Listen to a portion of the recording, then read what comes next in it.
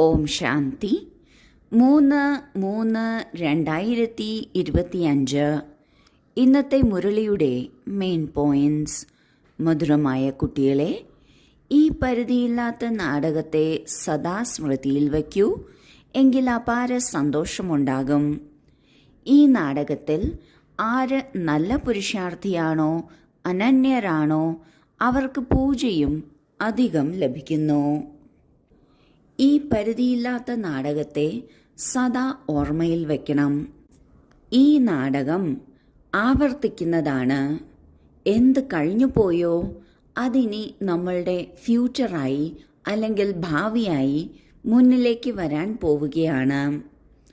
നാം ഇപ്പോൾ എന്താണോ ചെയ്യുന്നത് അത് 5000 വർഷങ്ങൾക്ക് ശേഷം പിന്നെയും നമ്മുടെ മുന്നിലേക്ക് വരും.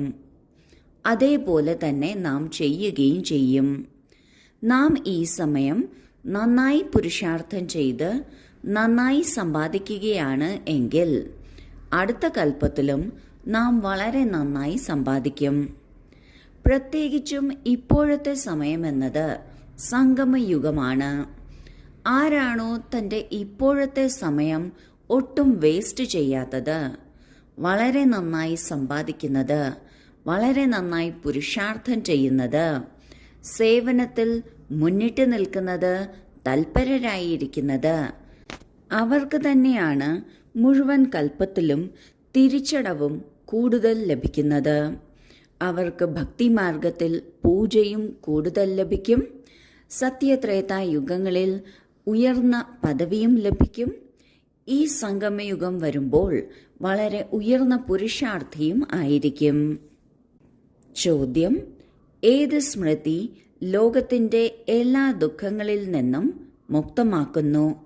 ഹർഷിതമായിരിക്കുന്നതിനുള്ള യുക്തി എന്താണ്? ഉത്തരം: സദാ സ്മൃതിയുണ്ടായിരിക്കണം. നമ്മളിപ്പോൾ ഭാവി പുതിയ ലോകത്തിലേക്ക് പോയിക്കൊണ്ടിരിക്കുകയാണ്. ഭാവിയുടെ സന്തോഷത്തിലിരിക്കുകയാണെങ്കിൽ ദുഃഖം മറക്കും. വിഘ്നങ്ങളുടെ ലോകത്തിൽ വിഘ്നം വരിക തന്നെ ചെയ്യും. എന്നാൽ സ്മൃതി ഉണ്ടായിരിക്കണം. ഈ ലോകത്തിൽ നമ്മൾ ബാക്കി കുറച്ച് സമയത്തേക്കാണ്, അതിനാൽ ഹർഷിതമായി ഇരിക്കും. ഇത് ദുഃഖധാമമാണ്. ഇവിടെ ദുഃഖം കൊടികുത്തി വാഴുന്ന സമയമാണ്. ഇങ്ങനെയുള്ള ഈ ലോകത്തിൽ ഇരിക്കുമ്പോഴും ഹർഷിതമായിരിക്കുന്നതിനുള്ള യുക്തി എന്താണ്? ദുഃഖം നമ്മളെ തൊട്ട് തീണ്ടാതിരിക്കുന്നതിനുള്ള യുക്തി എന്താണ്? ബാബ പറയുന്നു, നമ്മൾക്ക് എപ്പോഴും ഓർമ്മയുണ്ടായിരിക്കണം, നമ്മൾ ഭാവിയിലെ പുതിയ ലോകത്തിലേക്ക് പോകുന്നവരാണ്. അതിനുള്ള തയ്യാറെടുപ്പുകൾ നടത്തുന്നവരാണ്. അതിന് യോഗ്യത നിറയ്ക്കുന്നവരാണ്. ഈ ഭാവിയെ നോക്കി നാം മുന്നോട്ട് പോകുന്നതിലൂടെ സന്തോഷത്തിലിരിക്കാൻ സാധിക്കും.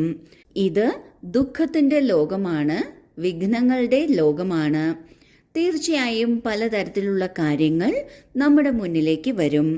എന്നാൽ എന്താണോ നമ്മളുടെ ഉള്ളിലുള്ളത് അതിനനുസരിച്ചായിരിക്കും നമ്മുടെ ജീവിതം മുന്നോട്ട് പോകുന്നത്.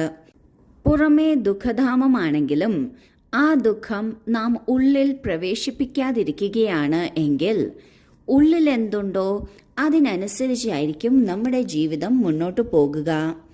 ഉള്ളിൽ എപ്പോഴും ബാബയുടെ സ്മൃതി ഉണ്ടാകണം. ബാബ എന്ത് ജ്ഞാനം തന്നുവോ ആ സ്മൃതി ഉണ്ടാകണം.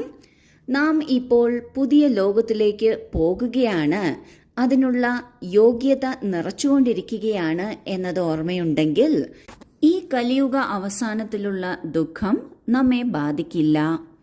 ഈ ലോകത്ത് ഇനി ഒരല്പം സമയം മാത്രമേ ഉള്ളൂ എന്നത് ഓർമ്മയുണ്ട് എങ്കിൽ നമുക്ക് സദാ ഹർഷിതമായിരിക്കാൻ സാധിക്കും. കാരണം പുഞ്ചിരി വരുന്നത് ഉള്ളിൽ നിന്നാണ്, പുറമേ നിന്നല്ല. ഗീതം: ഉണരൂ സജനികളെ, ഉണരൂ. ധാരണയ്ക്കുള്ള മുഖ്യസാരം: 1. വിവേകിയായി തൻ്റേതെല്ലാം ബാബയുടെ പേരിൽ സഫലമാക്കണം. പതിതർക്ക് ദാനം നൽകരുത്. ബ്രാഹ്മണരോടല്ലാതെ മറ്റാരോടും കണക്ഷൻ വയ്ക്കരുത്. 2. ബുദ്ധിയാകുന്ന സഞ്ചിയിൽ ജ്ഞാനം ഒലിച്ചു പോകുന്ന തരത്തിൽ ഒരു സുഷിരവും ഉണ്ടാകരുത്. പരിധിയില്ലാത്ത ബാബ പരിധിയില്ലാത്ത സമ്പത്ത് നൽകുന്നതിന് പഠിപ്പിക്കുകയാണ്. ഈ ഗുപ്ത സന്തോഷത്തിലിരിക്കണം. ബാബയ്ക്ക് സമാനം ദയാഹൃദയരാകണം. ആദ്യത്തെ പോയിന്റിൽ ബാബ പറയുന്നു, വിവേകിയായി തൻ്റേതെല്ലാം ബാബയുടെ പേരിൽ സഫലമാക്കണം. ഭക്തിമാർഗത്തിൽ നമ്മൾ ഇൻഡയറക്റ്റ് ഈശ്വരന്റെ പേരിൽ സഫലമാക്കിയിരുന്നു. അത് ഇൻഡയറക്റ്റ് ആയത് കാരണം, അതായത് പരമാത്മാവിന്റെ ശരിയായ പരിചയം ഇല്ലാതെ അത് സഫലമാക്കുകയായിരുന്നു. അതിനാൽ അതിന്റെ ഫലം അല്പകാലത്തേക്കാണ്. എന്നാൽ ഈ സംഗമയുഗത്തിൽ നാം അറിവോടുകൂടി സഫലമാക്കുമ്പോൾ അതിന്റെ ഫലം 100 മടങ്ങ് കൂടുതലാണ്. അതിനാൽ തൻ്റേതെല്ലാം ബാബയുടെ പേരിൽ സഫലമാക്കണം. പതിതർക്ക് ദാനം നൽകരുത്. അത് കൂടുതൽ കർമ്മ അക്കൗണ്ടുകൾക്ക് വഴിതെളിക്കും. പിന്നെ ആ കർമ്മ അക്കൗണ്ടുകൾ തീർക്കുന്നതിനും നാം നിൽക്കണം. അതിനു പകരം ബ്രാഹ്മണരോട് മാത്രം കണക്ഷൻ വെക്കണം. ബ്രാഹ്മണർ ബാബയുടെ ഓർമ്മ നൽകുന്നു. രണ്ടാമത്തെ പോയിന്റിൽ ബാബ പറയുന്നു, നമ്മുടെ ബുദ്ധിയിൽ ഒരു സുഷിരവും ഉണ്ടായിരിക്കരുത്. അതായത് സംശയത്തിൻ്റെയോ അല്ലെങ്കിൽ അസൂയയുടെയോ ദേഷ്യത്തിൻ്റെയോ ഒരു ഉത്ഭവം അവിടെ ഉണ്ടായിരിക്കരുത്. അങ്ങനെ ഉണ്ട് എങ്കിൽ നമ്മൾക്ക് ലഭിക്കുന്ന ജ്ഞാനം ആ സുഷിരത്തിലൂടെ നഷ്ടമായിക്കൊണ്ടിരിക്കും. പരിധിയില്ലാത്ത ബാബ നമ്മളെ പഠിപ്പിക്കുകയാണ്, ഈ സന്തോഷത്തിലിരിക്കണം. ബാബയെപ്പോലെ ദയാഹൃദയരും ആകണം. വരദാനം: സമ്പന്നതയിലൂടെ സന്തുഷ്ടതയുടെ അനുഭവം ചെയ്യുന്ന സദാ ഹർഷിതരും വിജയിയുമായി ഭവിക്കട്ടെ. ആര് സർവ സമ്പത്തുകൾ കൊണ്ട് സമ്പന്നമാണോ അവരാണ് സദാ സന്തുഷ്ടമായിരിക്കുന്നത്. സന്തുഷ്ടത അർത്ഥം സമ്പന്നത.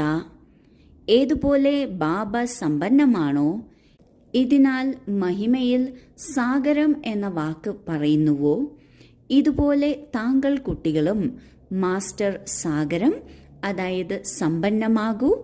എങ്കിൽ സദാ സന്തോഷത്തിൽ നൃത്തം ചെയ്തുകൊണ്ടിരിക്കും. ഉള്ളിൽ സന്തോഷം കൂടാതെ മറ്റൊന്നും വരിക സാധ്യമല്ല.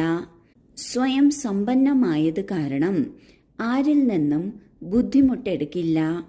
ഏത് പ്രകാരത്തിലുമുള്ള പ്രശ്നങ്ങളോ വിഘ്നങ്ങളോ ഒരു കളിയായി അനുഭവപ്പെടും. പ്രശ്നം വിനോദത്തിന്റെ മാർഗമായി തീരും. നിശ്ചയബുദ്ധി ആയത് കാരണം സദാ ഹർഷിതവും വിജയിയും ആയിരിക്കും. ബാബയിൽ നിന്ന് നമുക്ക് ജ്ഞാനം ലഭിക്കുന്നു, ശക്തികൾ ലഭിക്കുന്നു, ഗുണങ്ങൾ ലഭിക്കുന്നു, പലതരത്തിലുള്ള അനുഭവങ്ങൾ ലഭിക്കുന്നു. ഇവയാണ് ബാബയിൽ നിന്ന് ലഭിക്കുന്ന സമ്പത്തുകൾ. ഏതാത്മാവാണോ ഈ സമ്പത്തുകൾ കൊണ്ട് സമ്പന്നമായിരിക്കുന്നത് അവർ സന്തുഷ്ടമായിരിക്കും. ബാബയുടെ കുട്ടി മാസ്റ്റർ സാഗരമായിരിക്കും. അതിനാൽ സന്തോഷവും ഉണ്ടായിരിക്കും. അവരുടെ ഉള്ളിൽ സന്തോഷമല്ലാതെ മറ്റൊന്നും ഉണ്ടാകില്ല. ആരിൽ നിന്നും ബുദ്ധിമുട്ട് അനുഭവിക്കില്ല.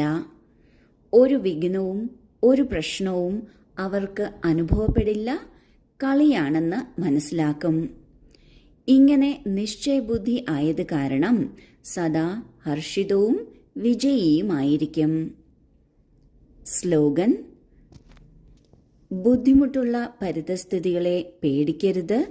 അവയിൽ നിന്ന് പാഠം പഠിച്ച് സ്വയത്തെ പരിപക്വമാക്കണം. നമ്മുടെ മുന്നിൽ ബുദ്ധിമുട്ടുള്ള പരിതസ്ഥിതി വരുന്നത് നമ്മെ ഉറച്ചവരാക്കുന്നതിനാണ്, അനുഭവിയാക്കുന്നതിനാണ്. അനുഭവി ആകുന്നതിന് ആ സംഭവത്തിൽ നിന്ന്, ആ പരിതസ്ഥിതിയിൽ നിന്ന് നാം എന്താണ് പഠിച്ചത്, അത് തീർച്ചയായും ഒരു പോസിറ്റീവ് ലെസൺ ആയിരിക്കും. അതെന്താണ് പഠിച്ചത് എന്ന് മനസ്സിലാക്കുമ്പോൾ നാം സ്വയം പരിപക്വമാവുകയാണ്. അതിനാൽ ഇങ്ങനെയുള്ള പരിതസ്ഥിതികളെ പേടിക്കരുത്. അതിൽ നിന്നും നാം പരിപക്വമാകണം. ഓം ശാന്തി.